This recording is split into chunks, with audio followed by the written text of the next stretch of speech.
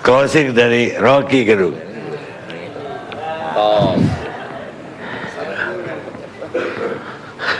Oke, nggak ada pertanyaan. Nggak ada, terserah Anda. Oke, saya mau bicara lebih tajam, karena itu silahkan bantah duluan tuh. Nggak ada yang mau bantah duluan ya. Oke, saudara, ini tadi saya buka Twitter, itu semua orang bilang membosankan itu. Karena seolah-olah ada yang diulang dan kita mengalami involusi di dalam memutuskan status dari tema hari ini. Dan sangat mungkin kalau ini berlanjut pola ini, maka sebelum 2030 yang bubar tuh Indonesia Lawyers Club itu.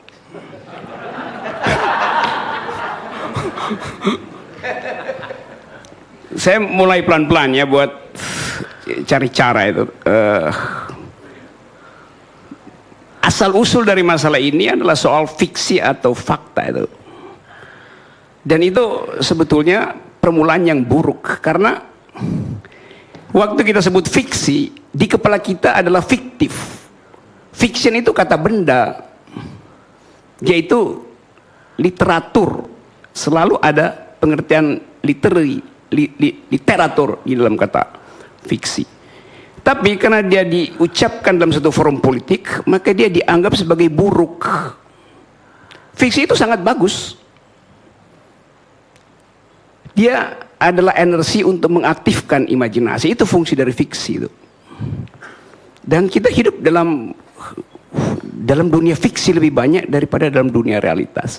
Fiksi lawannya realitas, bukan fakta. Jadi kalau Anda bilang itu fiksi lalu kata itu jadi pejoratif, itu artinya kita menginginkan anak-anak kita tidak lagi membaca fiksi. Karena udah 2 bulan ini kata fiksi itu menjadi kata yang buruk.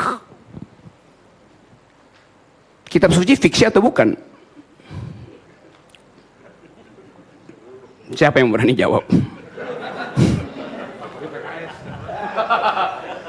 Kalau saya pakai definisi bahwa fiksi itu mengaktifkan imajinasi, kitab suci itu adalah fiksi.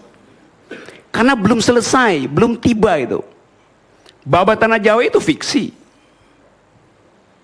Anda sebut apa aja tuh. Jadi ada fungsi dari fiksi untuk mengaktifkan imajinasi, menuntun kita untuk berpikir lebih imajinatif. Sekarang dia dibunuh, kata itu tuh, dibunuh oleh politisi. Bayangin. Prof, informatif Prof. Bisa nggak fiksi itu menjadi hal yang untuk tumpuan prediksi, Prof? Informatif aja. Lebih dari itu.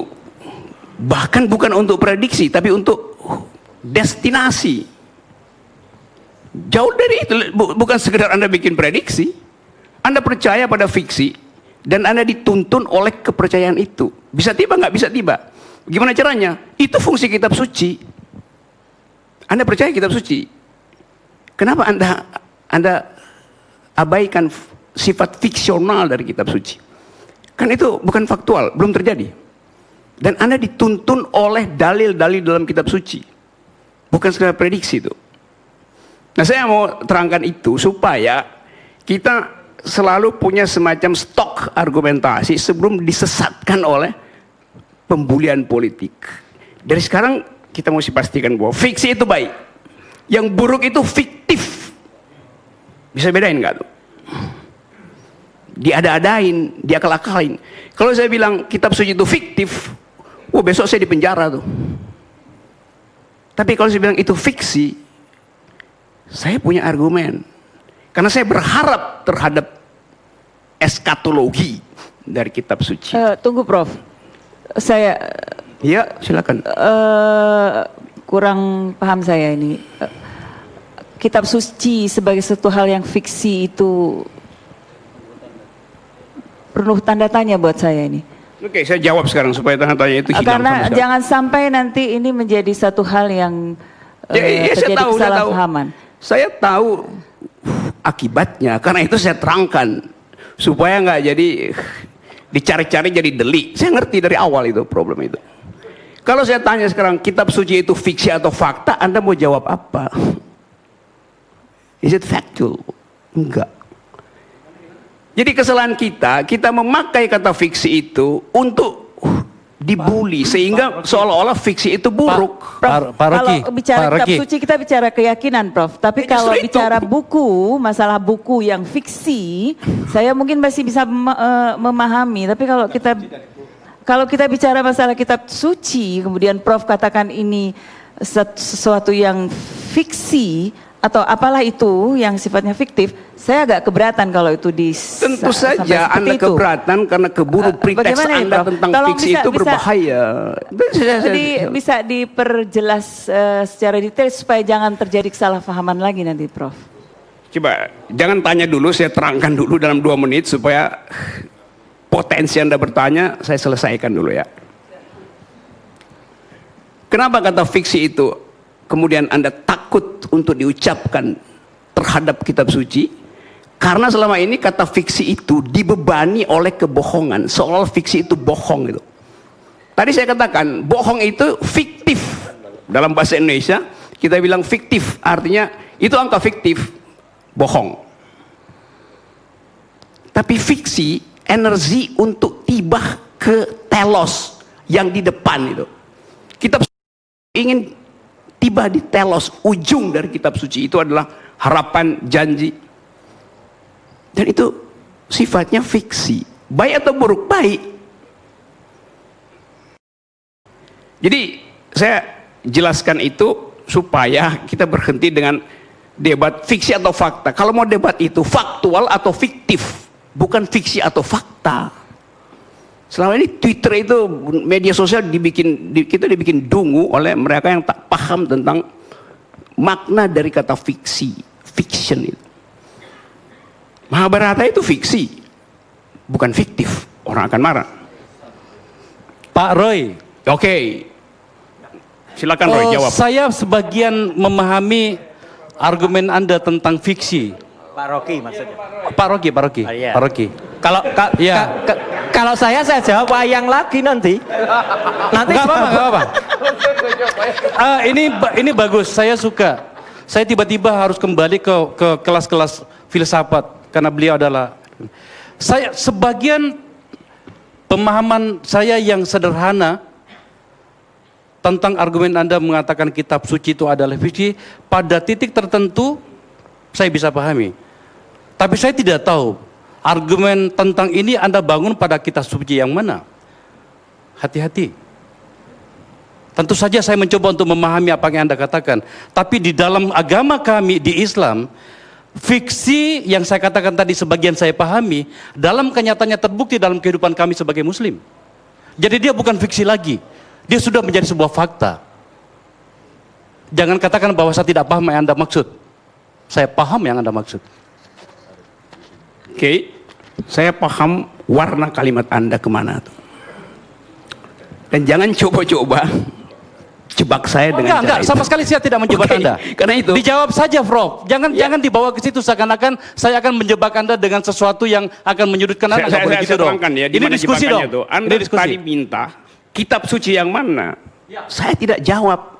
Saya bilang karena saya suci. tidak mengerti kitab suci yang lain. Makanya saya tidak mau menyentuh kitab suci yang lain. Yang saya sebutkan adalah kitab suci saya, yaitu Islam, yaitu Al-Quran. Ya, okay. Saya tidak akan menyebutkan yang lain. Dan Anda mengatakan kitab suci, Anda seakan-akan menyamakan semuanya. Saya tidak sedang menjebak Anda. Tapi saya bertanya pada bagian mana yang Anda maksud. Yang saya pahami itu yang saya sampaikan. Sekali lagi, saya tidak berada pada wilayah yang Anda sebutkan. Anda keliru sama sekali tentang itu. Kali ini saya debat Anda, Prof. Bukan Prof. Sekali ini saya debat Anda, Pak Rocky, karena banyak pikiran Anda yang saya sukai. Tapi kali ini saya debat Anda. Oke, saya terangkan ya. Waktu saya memilih kata kitab suci, dengan sendirinya saya menghindari menyebut nama kitabnya itu. Seharusnya Anda paham itu, Anda tahu. Nggak bisa, Pak Rocky. Ngapain jutanya? Loh, nggak bisa dong, karena Anda memulainya, maka kemudian saya mulai juga dengan mengatakan yang saya pahami adalah kitab suci saya. Ya udah, nggak apa-apa, you pahami itu. Tapi kemudian Anda mengatakan bahwa jangan jebak saya. Oh enggak, Anda berpikir negatif dulu kepada saya. Saya kira pertanyaan Anda udah keluar, biar dia jawab. Tapi kalau enggak, Anda berdua bersiaran namanya, bukan bersiaran. Oke ya, saya lanjutkan ya. Jadi bagi saya, fiksi itu kreatif. Sama seperti orang beragama, kreatif. Dia menunggu eskatonnya. Dia menunggu telosnya tuh. Anda ucapkan doa, sebetulnya Anda masuk dalam energi fiksional. Karena Anda pupuk harapan bahwa dengan untayan doa itu Anda akan tiba di tempat yang indah. Begitu fiksi bekerja. Lalu, bisakah itu disebut sebagai keyakinan? Bisa. Di dalam agama, fiksi itu adalah keyakinan.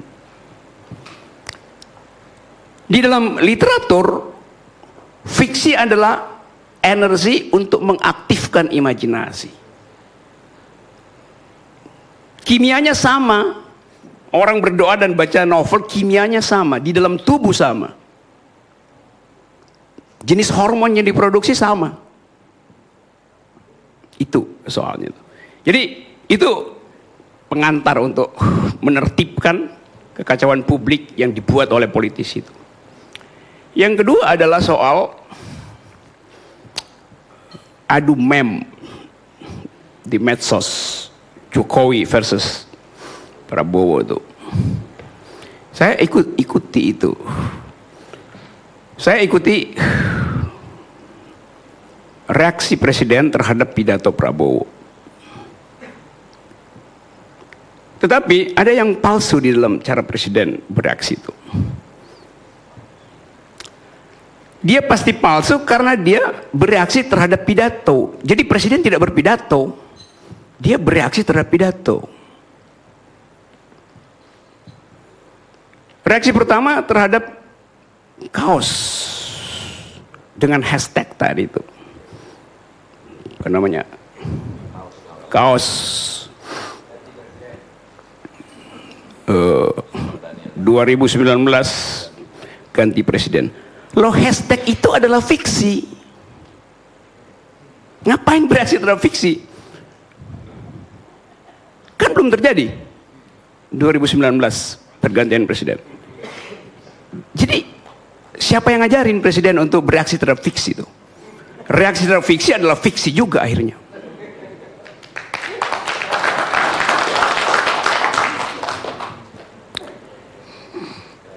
Tetapi kita bisa baca bahwa kalau orang bereaksi terlalu keras terhadap sesuatu yang fiksional, itu ada problem di dalam stabilitas psikisnya itu. Silakan Mas Arya kalau mau jawab dulu. Saya jawab. Saya kira kita ini bukan. Gak apa-apa, bagus ini. Enggak, ini bukan jawab. Begini, baru kali ini saya mau mendebat Pak Rocky Gerung karena menurut saya kali ini memang harus Anda mendengarkan sesuatu juga. Oke. Ya, mengatakan bahwa apa reaksi yang apa tadi istilahnya itu? Iya, fiksi dan segala macam.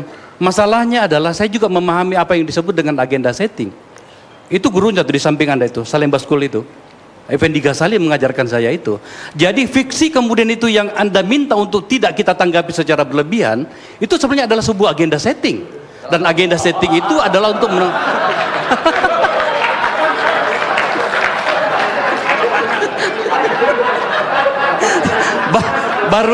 baru kali ini saya lihat Pak Rocky itu membuka jaket. Nah. Ya, jadi saya lanjutkan bahwa sebenarnya enggak juga. Kita udah hampir ke menjelang setengah satu loh. Yes, sir. Jadi sebenarnya begini, pada dasarnya bagian-bagian ini saya pahami, tetapi juga kemudian kami juga harus mengatakan sesuatu bahwa kemudian kami pahami permainan-permainan ini. Pak Rocky Gerung pada banyak bagian kritikan dan saya nikmati. Tetapi menurut saya ada juga yang perlu Anda dengarkan. Setidaknya Anda menganggap bahwa kami tidak bodoh-bodoh amat memahami apa. Oke, silakan ucapkan dengan cara sama dalam tempo singkat-singkatnya. Saya sangat singkat, Prof. Jadi bukan hanya sekedar silakan kalau itu problem psikologis, tapi cara pandang, Prof. Tadi saya bilang bahwa soal saya tidak anti. Bukan lagi itu perdebatan. Anda aja terus. Kalau nggak saya tutup. Oke.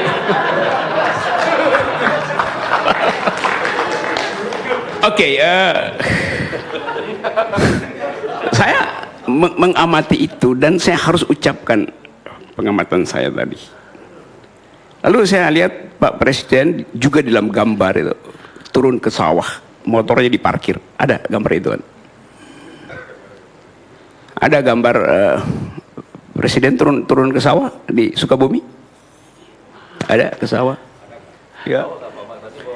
Lalu saya bikin semacam kita imajinasikan. justru itu saya imajinasikan ada. Prof, kok minta gambarnya, tapi ngeliriknya ke ini, minta gambarnya tapi ngeliriknya ke sini. Ini, Karena ini itu maksudnya apa ini? Produsen gambar tuh. Oke. Ini jelas. Oke, saya buat imajinasi menurut Pak Karin. Saya berimajinasi waktu Bung Karno bertemu petani, dia turun dari dokarnya. Dia bicara dengan petani tentang hakikat hidup bertani.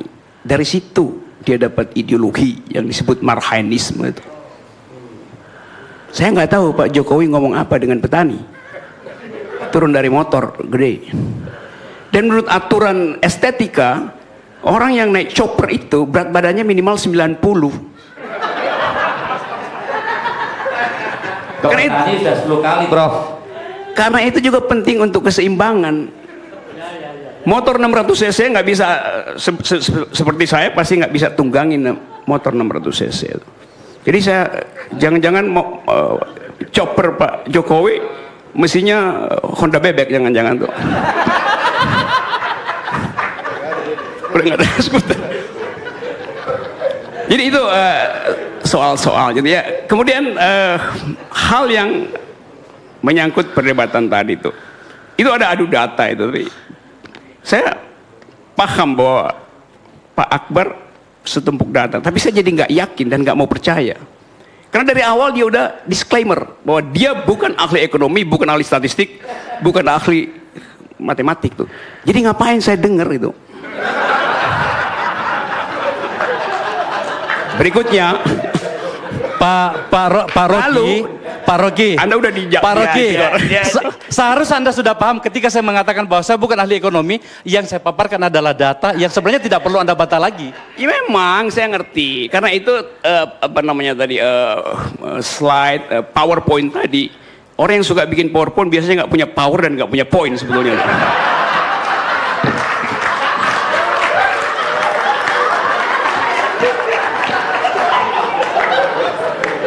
Bang Karni, saya Apalagi komen dikit, tadi? Prof, komen dikit. Sudah ada, no. Bukan saya cuma komen Nggak bisa, saya bahwa menganggap- logikanya keren. Logikanya keren. Iya karena kita apalagi tadi beliau Pak Akbar tadi bilang bahwa itu hasil kompilasi. Kompilasi itu kata paling buruk dalam metodologi. Karena kita comot kiri kanan terus kita tampilkan dalam infografis. Dalam infografis kalau dia kompilasi pasti ada info yang disembunyikan. Itu akibatnya kompilasi itu. Secara metodologi itu keliru salah. Oke, itu. Nah tadi kita dengar refleks yang bagus dari Haris tadi. Dan memang benar, kita nggak mungkin tagih soal HAM pada Pak Jokowi. Hari pertama kampanye Pak Jokowi 2014, Pak JK ditanya wartawan, bagaimana soal hak asasi manusia? Tim suksesnya bicara begini, hak asasi manusia bukan agenda kami. Apalagi lingkungan hidup bukan agenda kami.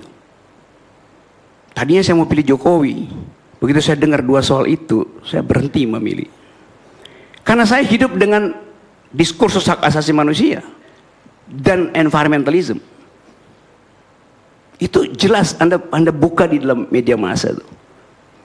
Kampanye pertama yang keluar dari mulut kubu Jokowi adalah kami tidak mengagendakan hak asasi manusia dan isu lingkungan sebagai prioritas. Padahal itu yang ditunggu-tunggu oleh civil society. Oleh karena itu saya bingung kenapa civil society kemudian masuk ke istana. Yang seharusnya dia jadi proponen dari perjuangan HAM. Sekarang dia cari suaka di istana itu. Ajaib itu. You boleh cek fakta itu di dalam. Oh iya karena itu cek di dalam media massa, ucapan itu verbatim saya kutip tadi itu. Malam ini Anda betul-betul ngawur, Pak Rogi. Ya. Saya yang membuat itu bahwa agenda tentang lingkungan dan HAM itu masuk. Saya yang bikin. You bisa bilang begitu, tapi yang keluar di publik begitu juga. No. Malam ini Anda kacau. Malam You ini cari Anda aja tidak jujur. fakta itu. You cari aja. Mungkin Prof bagus juga kalau disebutkan aja siapa yang bicara seperti itu. Jadi nggak usah juga bermain-main. Soalnya dengan saya yang bikin itu dulu. abu-abu. Gini ya. Saya yang merancang itu dan Mungkin saya lebih bagus serahkan itu. bersama dengan teman-teman. Saya tidak bilang siapa yang merancang, siapa yang mengucapkan. You ucapkan? Tidak. Tidak. Ada yang mengucapkan. Cek di dalam data digital itu. Mudah sekali dicek itu. Oke. Masih bisa lanjut ya, Pak? Silakan. Jadi sebetulnya, saudara-saudara, soal semacam ini memang menghidupkan entertainment dalam politik. Jadi ini jadi semacam politainment, politik yang dikemas dalam format entertainment itu. Tetapi kalau kita terus dengan cara semacam ini, tadi benar Haris, kita kehilangan momentum untuk bicara hal yang substansial. Jadi saya berpikir bahwa yang terjadi hari ini adalah fobi pada baju kaos, kita hentikan aja tuh. Kaos fobi itu. Kaos fobia. Karena itu adalah hak konstitusional orang. Untuk berpolitik tidak perlu menunggu 5 tahun. Dari hari pertama presiden terpilih, politik juga berjalan. Oposisi berjalan dari hari pertama presiden terpilih. Jadi kaos itu cuma ekspresi oposisi. Tuh. Apa yang keliru di situ tuh? Kenapa kita fobi? Apa tuh fobi? Fobi itu adalah ketakutan yang diwariskan oleh nenek moyang kita. Karena hidup di masa itu sangat terancam oleh binatang buas. Jadi fobi itu adalah jejak DNA dalam diri kita. Ada terus positif fungsinya untuk mencegah kita diterkam binatang buas. Reaksinya apa? Kita berburu. Itu reaksi dari fobi. Di dalam arkeologi kita berburu supaya kita hilang rasa takutnya itu. Nah, hashtag itu bukan binatang buas. Jadi dia yang berburu hashtag itu adalah pemburu yang dungu. Masa berburu Maaf hashtag? Prof, saya yang persoalkan itu, Bang Karni. Saya tidak anti. Biarin. Ya itu pendapat Prof, tapi kita punya cara pandang sendiri. Iya, Saya boleh. tidak Dia anti juga- kalimat Dia itu. juga bebas berpendapat dong.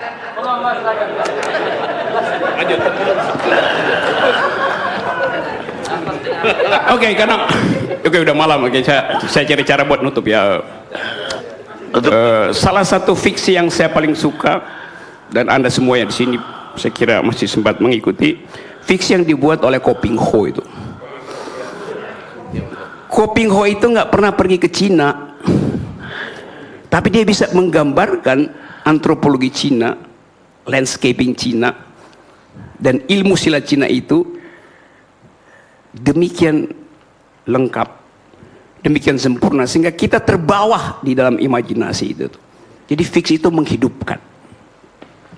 Salah satu quotation di dalam Ko Ping Ho saya masih ingat sampai sekarang. Jadi Anda lihat betapa fiksi itu berbekas. Dalam satu adegan silat, Ko Ping Ho gambarkan begini. Tokonya namanya Bukek Syamsu. Masih ingat ya? Tahu. Tahu. Gurunya Ko Ping Ho tulis begini nih.